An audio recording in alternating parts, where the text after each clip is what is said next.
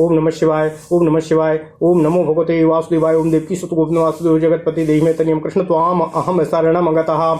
अथ श्री शिव महापुराण कोटि रुद्र संहिता पंचमो अध्याय। रेवा नदी के तट पर स्थित विविध शिवलिंग महात्म्य वर्णन के क्रम में द्विज दंपति का वृत्तांत। ओम नमः शिवाय। ओम नमः शिवाय। ओम नमः शिवाय। ओम नमो भगवते वासुदेवाय। ओम देवकी सुत गोविंद वासुदेव जगतपति देहि में तनियम कृष्ण त्वाम अहम शरणम गतः। ओम नमः शिवाय। ओम नमः शिवाय। ओम नमः शिवाय। सूतवाचो कालंजरे गिरौ दिव्ये नीलकंठो महेश्वरः लिंगरूपा सदा चैव भक्तानंद प्रदः सदा महिमा तस्य दिव्योस्ति श्रुति स्मृति प्रकीर्तितः तीर्थं तदाख्यया तत्र स्नानात् पातकनाशकृत रेवातीरे यानि सन्ति शिवलिंगानि सुव्रताः सर्वसौख्यकराणि हैं तेषां संख्या न विद्यते। ओम नमः शिवाय। ओम नमः शिवाय। ओम नमः शिवाय। ओम नमो भगवते वासुदेवाय। ओम देवकी सुत गोविंद वासुदेव जगतपति देहि में तनियम कृष्ण त्वाम अहम शरणम गतः।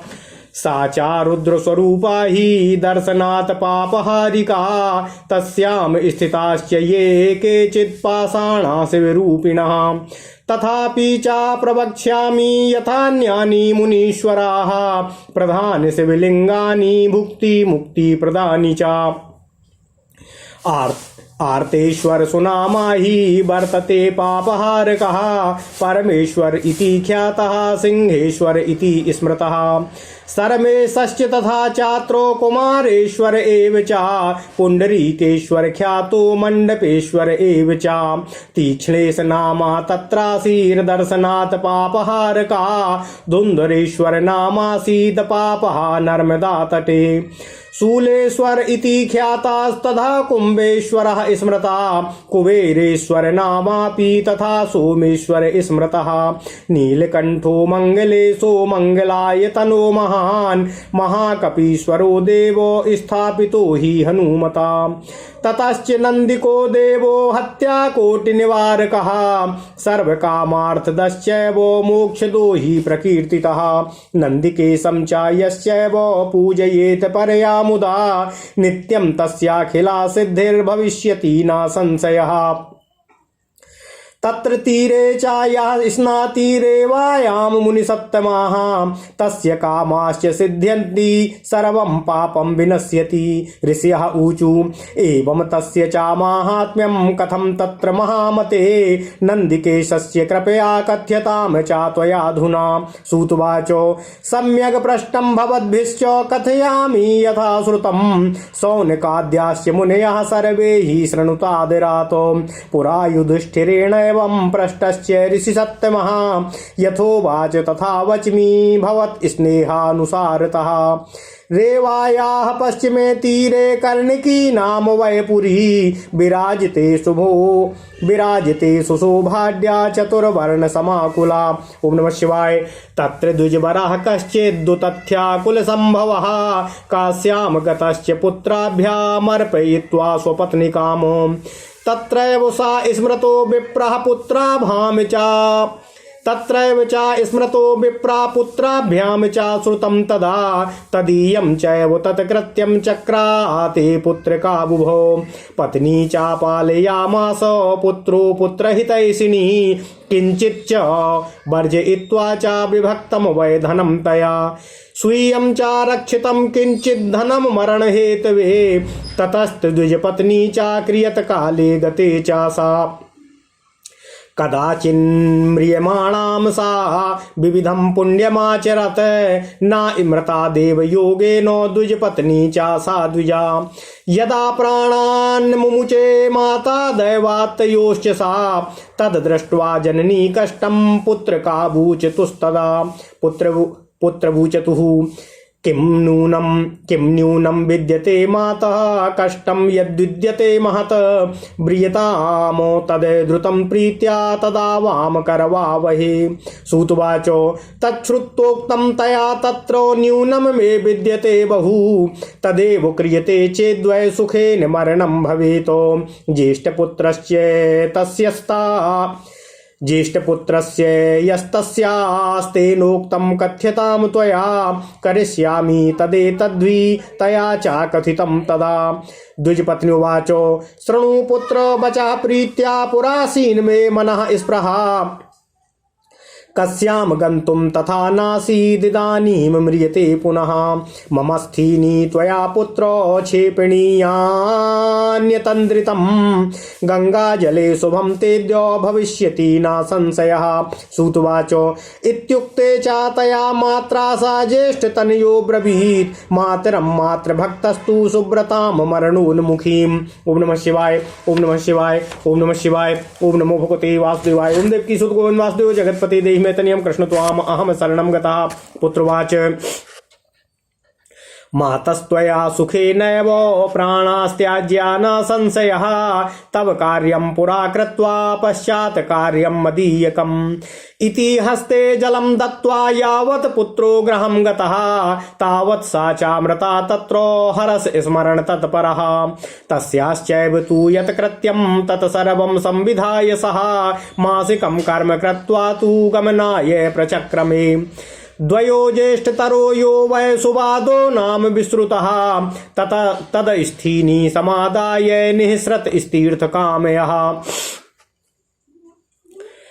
संगृह्य सेवकं कञ्चित्तेनैवो सहितस्तदा अवस्यास्य भार्यां पुत्रास्य मातुः प्रीचिकीर्षयाः श्राद्धदानादिकं भोज्यं कृत्वा विधिमनुत्तमं मङ्गलस्मरणं कृत्वा निर्जगाम गृहाद् द्विजः। तद्दिने योजनं गत्वा विंशतिग्रामके शुभे उपवास्तं गते भानौ गृहे विप्रस्य कच्चित् चक्रे संध्यादि सत्कर्मो साधुजो विधिपूर्वकं स्तवादि कृतवांस्तत्र शम्भोरद्भुत कर्मणः। सेवकेन तदा युक्तो ब्राह्मणः संस्थितस्तदा यामिनी चागता तत्र मुहूर्तो द्वे सम्मिता। एतस्मिन्नन्तरे तत्रैकमाश्चर्यस्य मभूत्तदा शृणुतादर ततश्चत्त मुनियो वो वदाम्यहम्। ओम नमः शिवाय ओम नमः शिवाय ओम नमः शिवाय ओम नमो भगवते वासुदेवाय। ओम देवकी सुत गोविंद वासुदेव जगतपति देहि मे तनियम कृष्ण त्वाम अहम शरणं गतः। ओम नमः शिवाय ओम नमः शिवाय ओम नमः शिवाय। अथ श्री शिव महापुराण कोटि रुद्र संहिता 5वां अध्याय। रेवा नदी के तट पर स्थित विविध शिवलिंग महात्म्य वर्णन के क्रम में द्विज पत्नी का वृत्तांत। ओम नमः शिवाय ओम नमः शिवाय ओम नमः शिवाय ओम नमो भगवते वासुदेवाय। ओम देवकी सुत गोविंद वासुदेव जगतपति देहि मे तनियम कृष्ण त्वाम अहम शरणं गतः। सूत जी बोले, दिव्य कालंजर पर्वत पर नीलकंठ नामक महादेव लिंग रूप में सदा निवास करते हैं, जो भक्तजनों को सर्वदा आनंद प्रदान करने वाले हैं। उनकी महिमा परम दिव्य है, जिसका वर्णन वेद तथा स्मृतियों में भी किया गया है। वहाँ पर नीलकंठ नामक तीर्थ है, जो स्नान करने से मनुष्यों के पापों को नष्ट करने वाला है। हे सुब्रतो, हे ब्राह्मणों, रेवा नदी अर्थात नर्मदा नदी के तट पर जितने शिवलिंग हैं, मैं उनकी गणना करना संभव नहीं है। वे सभी के सब प्रकार के सुख देने वाले हैं। ओम नमः शिवाय ओम नमः शिवाय ओम नमः शिवाय। साक्षात रुद्र स्वरूप वह रेवा अर्थात नर्मदा नदी दर्शन मात्र से पापों का नाश कर देने वाली है, और उसमें जो भी पाषाण जो भी पत्थर स्थित हैं, वे सब के सब शिव स्वरूप हैं। फिर भी हे मुनि, भोग एवं मोक्ष को देने वाले प्रधान शिवलिंगों का वर्णन यथोचित रूप से मैं आपसे कर रहा हूँ। वहाँ आर्तेश्वर नामक शिवलिंग है, जो सभी पापों को दूर करने वाला है। इसी प्रकार परमेश्वर एवं सिंहेश्वर नामक शिवलिंग भी वहाँ कहे गए हैं। इसी प्रकार वहाँ पर सर्मेश्वर, कुमारेश्वर, पुंडरीकेश्वर एवं मंडपेश्वर नामक शिवलिंग भी स्थित हैं। वहाँ नर्मदा नदी के किनारे दर्शन मात्र से पाप को नष्ट करने वाला तीक्ष्णेश्वर नामक शिवलिंग विराजमान है, तथा पापों को दूर करने वाले धुंधुरेश्वर नामक शिवलिंग भी विराजमान है। शूलेश्वर, कुंभेश्वर, कुबेरेश्वर तथा सोमेश्वर नामक लिंग भी प्रसिद्ध हैं। नीलकंठ तथा मंगलेश तो महामंगल के स्थान हैं। महाकपीश्वर महादेव की स्थापना स्वयं हनुमान जी ने रेवा तट पर की थी। इसी क्रम में करोड़ों हत्याओं के पाप को नष्ट करने वाली, संपूर्ण कामनाओं का फल प्रदान करने वाले और मोक्षदायक नंदी के देव ही वहाँ विद्यमान हैं। जो अति प्रसन्नता पूर्व नंदिकेश्वर का पूजन करता है उसे संपूर्ण सिद्धियां नित्य ही प्राप्त हो जाती हैं, इसमें संशय नहीं है। हे श्रेष्ठ मुनियों, वहाँ रेवा नदी के तट पर जो स्नान करता है उसकी समस्त इच्छाएं पूर्ण हो जाती हैं और उसके सारे पाप नष्ट हो जाते हैं।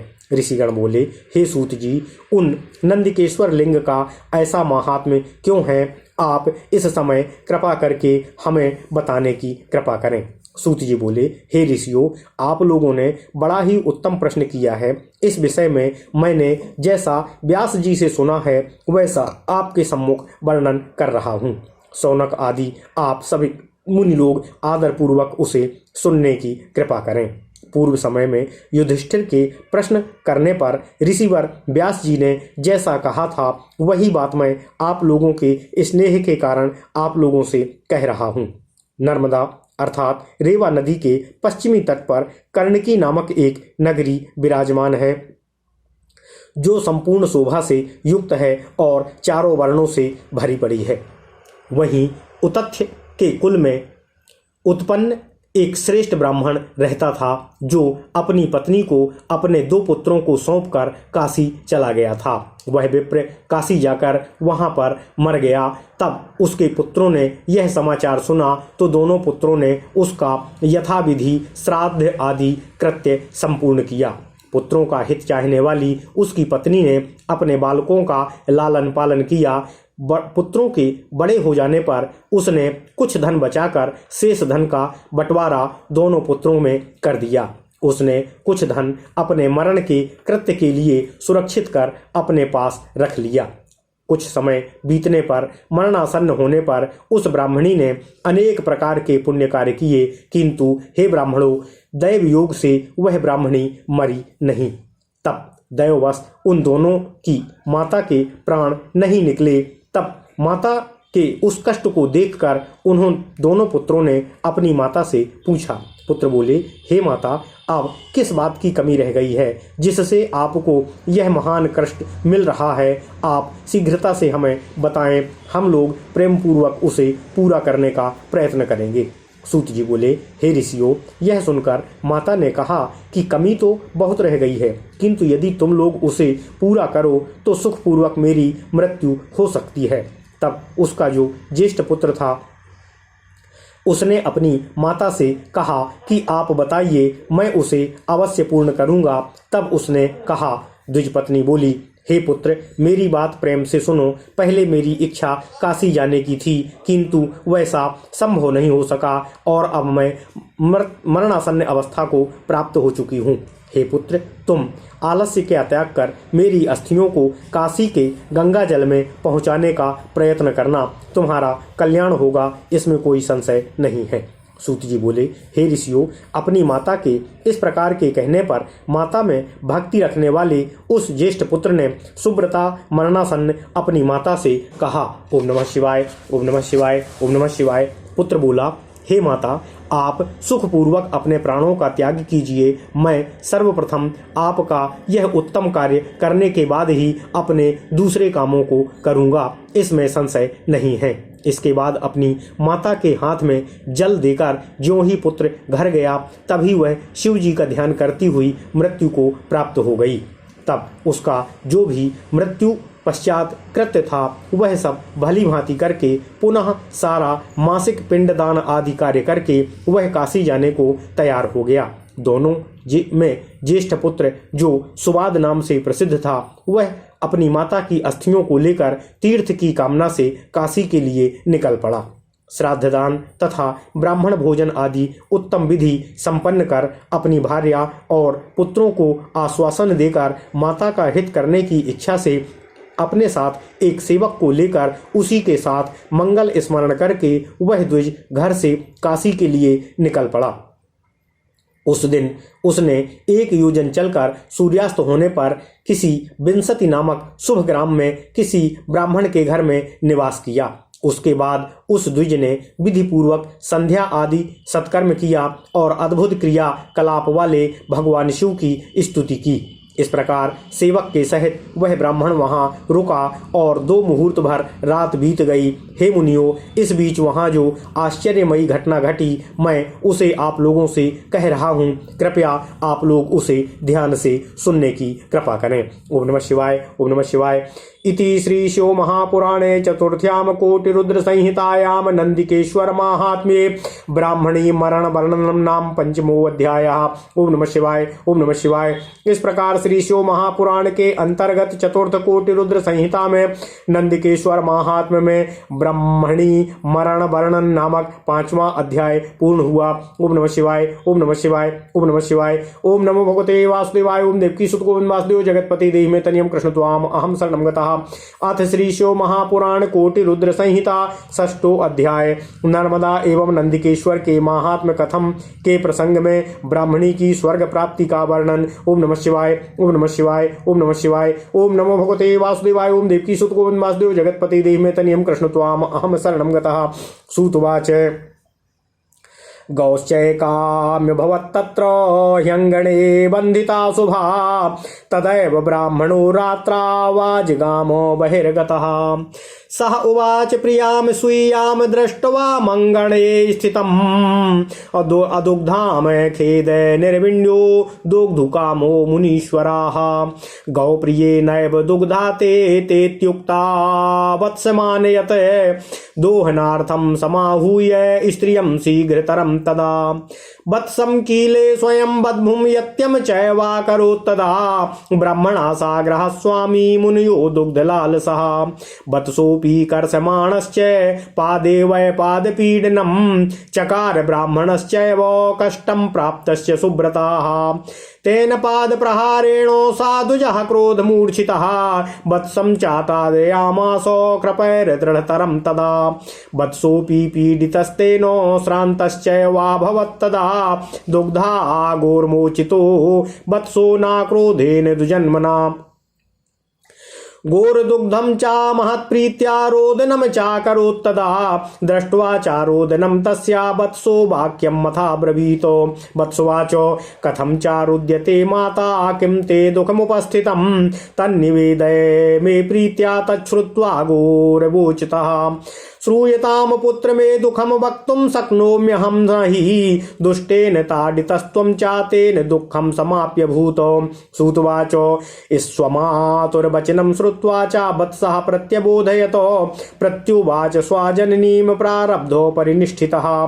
किं कर्तव्यं क्वा गन्तव्यं कर्म बद्ध्वा वयमयतः। कृतं चैव यथा पूर्वं भुज्यते च तथाधुना। हसता क्रियते कर्म रुदता परिभुज्यते। दुःखदाता ना कोऽप्यस्ति सुखदाता न कश्चन। सुख दुखे परो दत्तो इत्येषा कुमतिर्मता। अहं चापि करोम्यत्र मिथ्या ज्ञानं तदुच्यते। स्वकर्मणा भवेत् दुःखं सुखं तेनैव कर्मणा। तस्माच्च पूज्यते कर्म सर्वं कर्मणि संस्थितम्। ओम नमः शिवाय। ओम नमः शिवाय। ओम नमः शिवाय। त्वं चैवाहं न जननी त्वं चैवाहं चा जननी इमे जीवोदयश्च ये। ते सर्वे कर्मणा बद्धा न शोच्याः कर्हि चित्त्वया। सूतवाच एवं श्रुत्वा स्वपुत्रस्य वचनं ज्ञानगर्भितं पुत्रशोकान्विता दीना सा च गौरब्रवीदिदं। गौरवाच वत्स सर्वं विजानामि कर्माधीनाः प्रजा इति। तथापि मायया ग्रस्ता दुःखं प्राप्नोम्यहं पुनः। रोदनं च कृतं भूरि दुःखशान्तिर्भवेन्न इत्येतद्वचनं श्रुत्वा प्रसूम वत्सो ब्रवीदिदं। वत्सवाच यद्येवं चाभिजानासि पुनश्च रुदनं कुतः। कृत्वा चासाध्यते किञ्चित् तस्मात् दुःखं त्यजाधुना। सूतवाच एवं पुत्रवचा श्रुत्वा तन्माता दुःखसंयुता निःश्वास्याति तदा धेनुर्वत्सं वचनं ब्रवीतो। गौरुवाच मम दुःखं तदा गच्छेद्यदा दुःखं तथाविधं भवेद्धि ब्राह्मणस्य सत्यमेतब्रवीम्यहम्। प्रातश्चैव मया पुत्रो शृङ्गाभ्यां हि हनश्यते। हतश्च जीवितं सद्यो यास्यात्यस्तो न संशयः। वत्सवाच प्रथमं यत् कृतं कर्म तत्फलं भुज्येत्। प्रथमं यत्कृतं कर्म तत्फलं भुज्यते धुना अस्याश्च ब्रह्महत्याया मातः किं फलमाप्स्यसे समाभ्यां पुण्यपापाभ्यां भवेज्जन्मो च भारते तयोच्छये च भोगेन मातर्मुक्तिरवाप्यते कदापि कर्मणो नासा कदा भोगा प्रजायते तस्माच्च पुनरेवं त्वं कर्म च मातु कर्तु मुद्यता अहं कुतस्ते पुत्रोऽद्य त्वं माता कुत्र एव च व्रथाभिमानः पुत्रत्वे मातृत्वे च विचार्यताम्। ओम नमः शिवाय। ओम नमः शिवाय। क्वा माता क्वा पिता विद्धि क्वा स्वामी क्वा कलत्रकं न कोऽपि कस्य चास्ति सर्वेऽपि स्वाकृतं भुवः एवं ज्ञात्वा त्वया मातुर्दुःखं त्याज्यं सुयत्नतः सुभगाचरणं कार्यं परलोक सुखेप्स्य सुभगाचरणं कार्यं परलोक सुखेप्यसा। ओम नमः शिवाय। गौरुवाचो एवं जनाम्यहं पुत्रो माया मां न जहात्यसो त्वद्दुःखेन समं दुःखं तस्मै दास्ये तदेव हि पुनश्च ब्रह्महत्याया नाशो यत्र भवेदिह तत्स्थलं च मया दृष्टं हत्या मे हि गमिष्यति।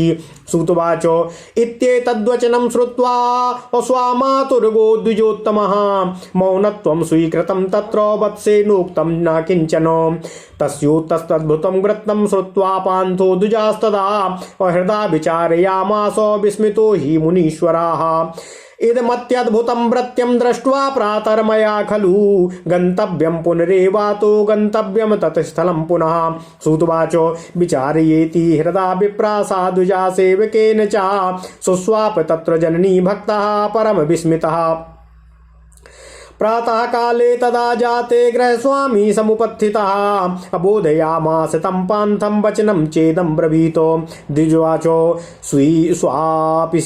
स्वापिसि त्वं किमर्थं हि प्रातः कालो भवत्यलं स्वायात्रां कुरुते देशं गमनेच्छा च यत्र तेनोक्तं श्रूयतां ब्रह्मन् शरीरे सेवकस्य मे वर्तते हि व्यथा स्थित्वा मुहूर्तं गम्यते ततः। ओम नमः शिवाय। ओम नमः शिवाय। ओम नमः शिवाय। सूतवाचो इत्येवं चामिषं कृत्वा सुस्वावो पुरुषस्तदा तद्वृत्तमखिलं ज्ञातुरमद्भुतं विस्मयावहम् दोहनस्य तदा काले ब्रह्मणः स्वासुतं प्रति उवाच गन्तु कामश्च कार्यार्थं कुत्रचित् सा पितुवाचो मया तु गम्यते पुत्रो कार्यार्थं कुत्रचित् पुनः धेनुर्दोह्या त्वया वत्स असावधानाधियं निजा।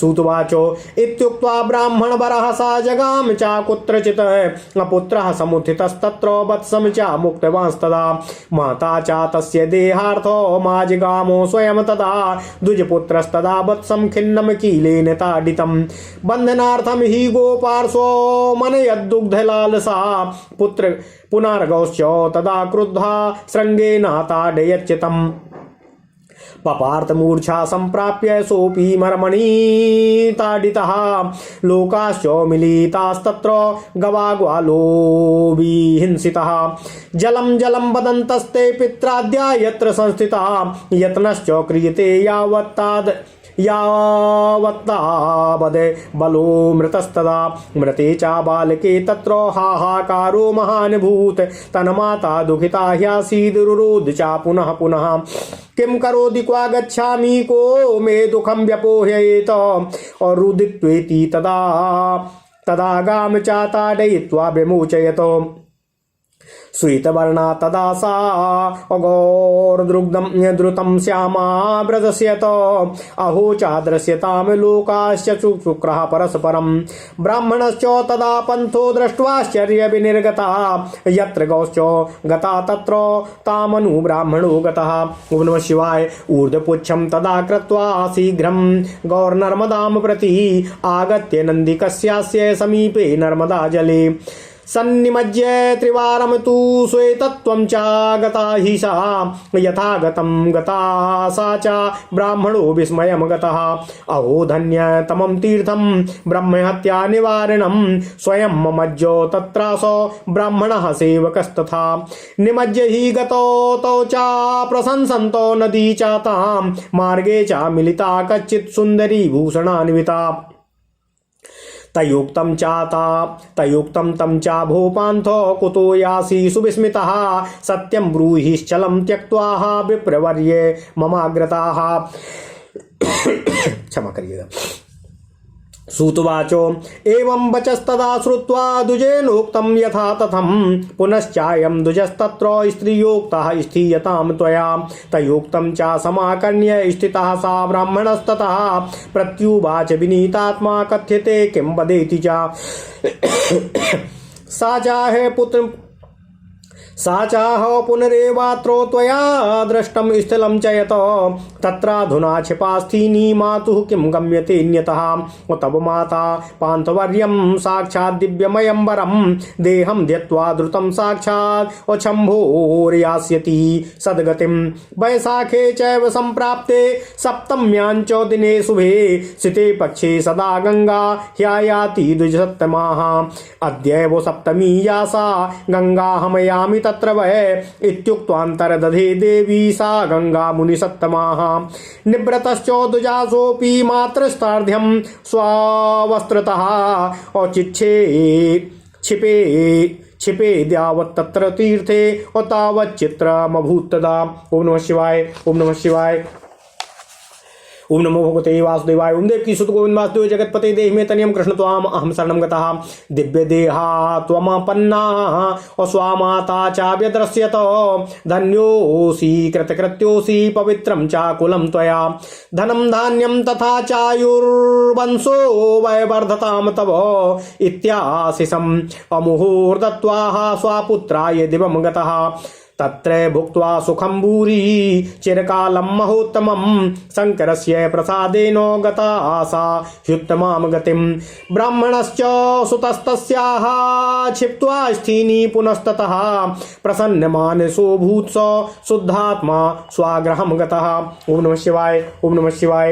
ओम नमः शिवाय। ओम नमो भगवते वासुदेवाय। ओम देवकी सुत गोविंद वासुदेव जगतपते देहि मे तनियं कृष्ण त्वाम अहम शरणं गतः। ओम नमः शिवाय। ओम नमः शिवाय। ओम नमः शिवाय। अथ श्री शिव महापुराण कोटि रुद्र संहिता छठवां अध्याय नर्मदा एवं नंदिकेश्वर के महात्म्य कथन के प्रसंग में ब्राह्मणी की स्वर्ग प्राप्ति का वर्णन। ओम नमः शिवाय। ओम नमः शिवाय। ओम नमः शिवाय।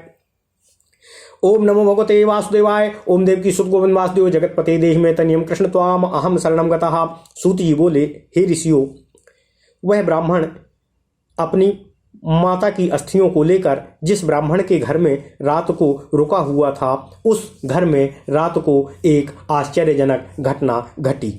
सूत जी बोले, हे ऋषियों, वहां पर आंगन में एक उत्तम गाय बंधी थी। रात को जब बाहर गया हुआ गृह स्वामी ब्राह्मण अपने घर आया तो हे मुनीश्वरों, गाय को बिना दूही हुई आंगन में स्थित देखकर खिन्न हो उसे दुहने की इच्छा से उसने अपनी पत्नी से कहा, हे प्रिय, तुमने अभी तक गाय क्यों नहीं दूही है? पत्नी से ऐसा कहकर वह बछड़े को ले आया। इसके बाद हे मुनियों, दुहने के उद्देश्य से शीघ्र ही पत्नी को बुलाकर दूध की इच्छा वाला वह गृहपति ब्राह्मण स्वयं बछड़े को खूंटे में बांधने का प्रयत्न करने लगा। हे सुब्रतो, ब्राह्मण द्वारा खींचे जाने पर बछड़े ने उसके पैर पर लात मार दी, जिससे ब्राह्मण को अत्यधिक कष्ट हुआ। उस बछड़े के लात मारने के कारण क्रोध से तमतमाए हुए ब्राह्मण ने उस ब्राह्मण की कुहनी से बछड़े को जोर से मारा। इस प्रकार उसके द्वारा मारे जाने पर बछड़ा भी शांत हो गया। उसके बाद उस ब्राह्मण ने गाय को दोह लिया, किंतु क्रोध के कारण पुनः बछड़े को मां का दूध पीने के लिए नहीं छोड़ा। वह गाय अपने बछड़े को प्रीतिपूर्वक दूध पिलाने के लिए महान रुदन करने लगी। तब उसका रुदन देखकर बछड़े ने अपनी मां से इस प्रकार कहा। बछड़ा बोला, हे माता, तुम क्यों रो रही हो? तुम्हें कौन सा दुख आ पहुंचा है? उसे प्रेम पूर्वक मुझे बताने की कृपा करो। यह सुनकर गाय बोली, हे पुत्र, मेरा दुख सुनो, मैं उसे तुमसे बता रही हूँ। इस दुष्ट ने तुमको मारा है, यही मुझे सबसे बड़ी वेदना का कारण है। सूत जी बोले, अपनी माता की यह बात सुनकर प्रारब्ध से अपने भाग्य से संतुष्ट उस बछड़े ने अपनी माता को समझाते हुए कहा, हे माता, क्या किया जाए और कहाँ जाया जाए, क्योंकि हम सभी कर्म के बंधन से बंधे हुए हैं। इसलिए पूर्व में जैसा कर्म किया है उसी को इस जन्म में हम भोग रहे हैं। प्राणी हंसते हुए तो कर्म करता है और रोते हुए उसका फल भोगता है। कोई किसी को ना तो सुख देने वाला है और ना ही कोई किसी को सुख देने वाला होता है। कोई दूसरा सुख और दुख देने वाला है। यह दुर्बुद्धि अपने मन में भ्रम पाल कर रखता है। मैं ही करता हूँ, यह मिथ्या ज्ञान कहा जाता। प्राणी को अपने कर्मों से ही दुख होता है और उसी कर्म से उसे सुख भी होता है। इसलिए ही कर्म की पूजा है और कर्म की प्रधानता होती है, क्योंकि सब कुछ कर्म में ही स्थित होता है। ओम नमः शिवाय। हे माता, तुम, मैं और ये संपूर्ण जीव जगत जो भी है, सब के सब कर्म से बंधे हुए हैं। इसलिए तुम किसी भी प्रकार का सोच मत करो। सूत जी बोले, अपने पुत्र से इस प्रकार की ज्ञानपूर्वक वचन को सुनकर पुत्र शोक से युक्त एवं दुखित उस गाय ने अपने पुत्र से कहा।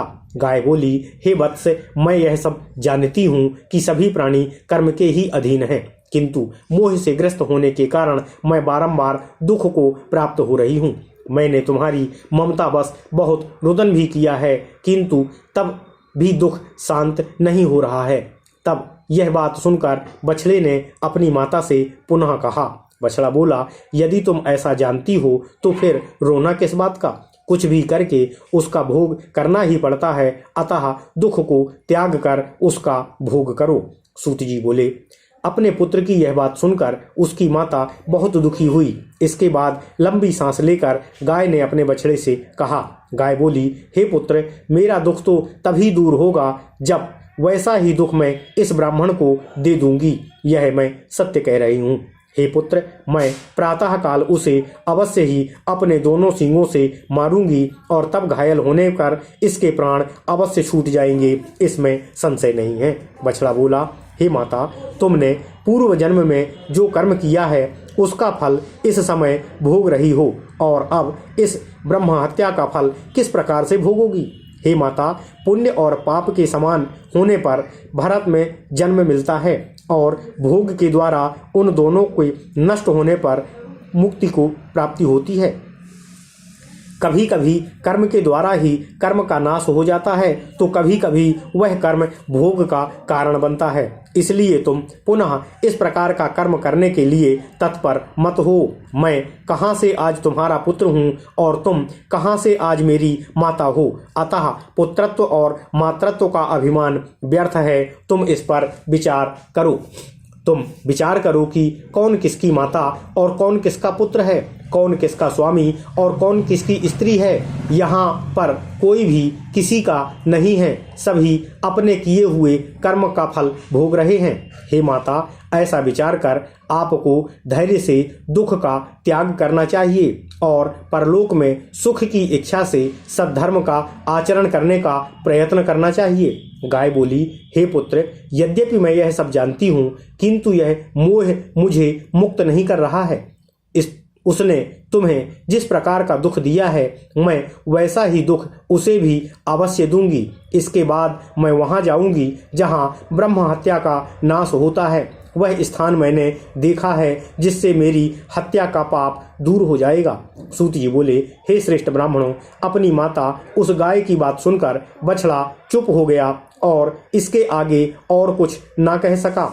हे मुनीश्वरों, तब उन दोनों की यह अद्भुत बात सुनकर वह तीर्थयात्री ब्राह्मण विस्मित होकर मन में विचार करने लगा कि प्रातःकाल इस अद्भुत घटना को देखकर ही मुझे जाना चाहिए, फिर मुझे उस ब्राह्मण हत्या निवासक स्थान पर अवश्य चलना चाहिए। ओम नमः शिवाय। सूत जी बोले, हे ब्राह्मणों, वह मात्र भक्त ब्राह्मण अपनी माँ की अस्थियों के साथ मन में ऐसा विचार कर सेवक सहित अति विस्मित होकर रात्रि में सो गया।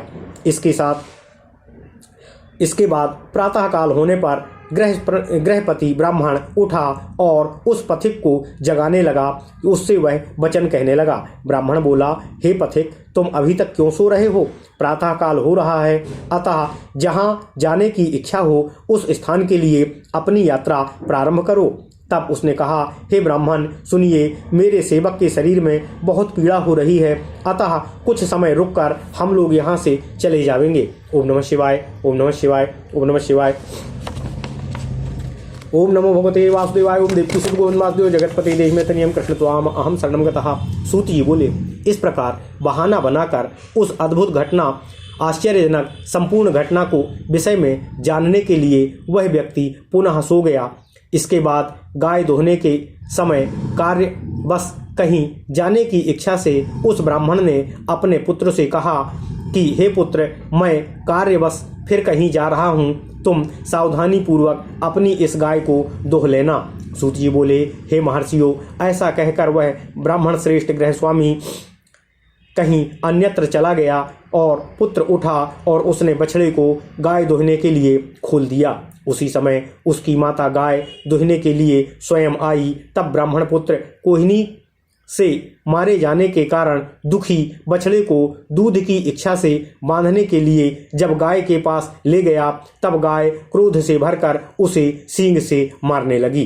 तब मर्म स्थान में चोट खाया हुआ वह ब्राह्मण पुत्र मूर्छित होकर गिर पड़ा।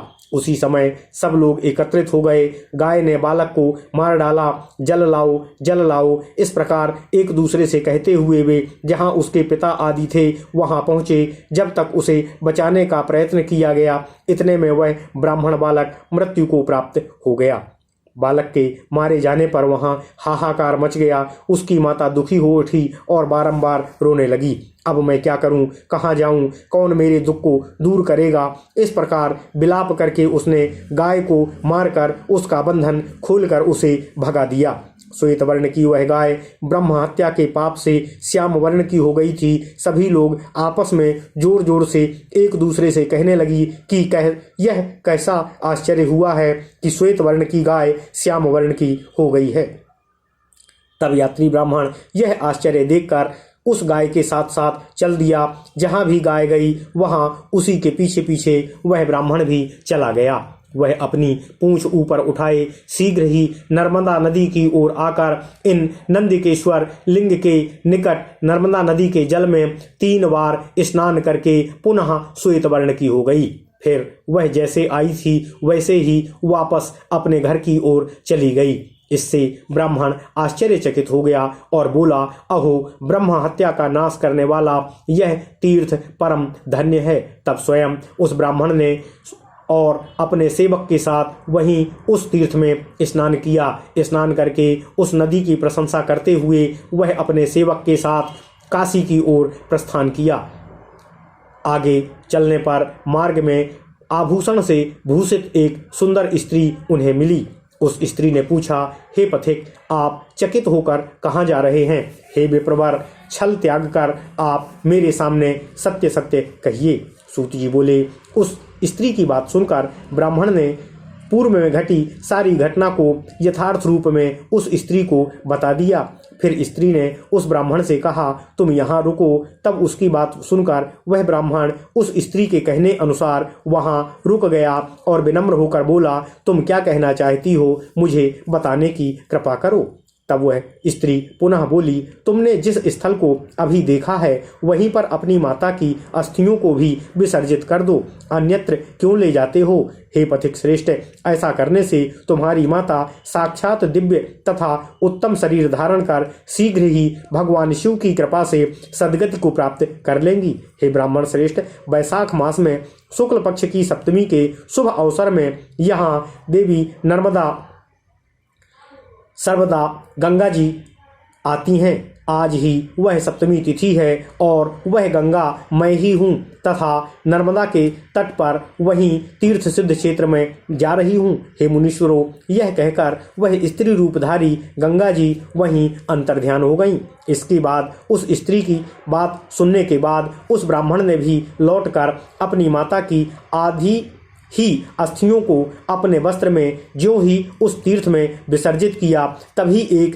विचित्र दृष्ट उपस्थित हो गया। ओम नमः शिवाय, ओम नमः शिवाय, ओम नमः शिवाय, ओम नमो भगवते वासुदेवाय। ओम देवकी सुत गोविंद वासुदेव जगतपति देहि में तनियम कृष्ण त्वाम अहम शरणम गतः। उसने दिव्य शरीर धारण की हुई अपनी माता को देखा। माता ने उससे कहा, हे पुत्र, तुम धन्य हो, तुम कृतकृत्य हो, तुमने अपने कुल को पवित्र कर दिया। तुम्हारे धन धान्य आयु एवं वंश की सर्वदा वृद्धि हो। बार बार अपने पुत्र को इस प्रकार का आशीर्वाद देकर वे माता स्वर्ग की ओर प्रस्थान कर गईं। वहां पर बहुत समय तक अति उत्तम परम सुख भोगकर शिव कृपा से उन्होंने श्रेष्ठ गति को प्राप्त किया। इसके बाद उसका पुत्र वह ब्राह्मण भी शेष अस्थियों को वहीं पर विसर्जित कर प्रसन्न मन वाला हो गया और शुद्ध चित्त से अपने घर की ओर प्रस्थान कर गया। ओम नमः शिवाय। इति श्री शिव महापुराणे चतुर्थ्याम कोटि रुद्र संहितायाम नंदिकेश्वर लिंग महात्म्य वर्णने ब्राह्मणी स्वर्गति वर्णनम नाम षष्ठो अध्याय। इस प्रकार श्री शिव महापुराण के अंतर्गत चतुर्थ कोटि रुद्र संहिता के नंदिकेश्वर लिंग महात्म्य वर्णन में ब्राह्मणी स्वर्गति वर्णन नामक छठवां अध्याय पूर्ण हुआ। ओम नमः शिवाय। ओम नमः शिवाय। ओम नमः शिवाय। ओम नमो भगवते वासुदेवाय। ओम देवकी सुत गोविंद वासुदेव जगतपति देहि में तनियम कृष्ण त्वाम अहम शरणम गतः। ओम नमः शिवाय। ओम नमः शिवाय। ओम नमः शिवाय।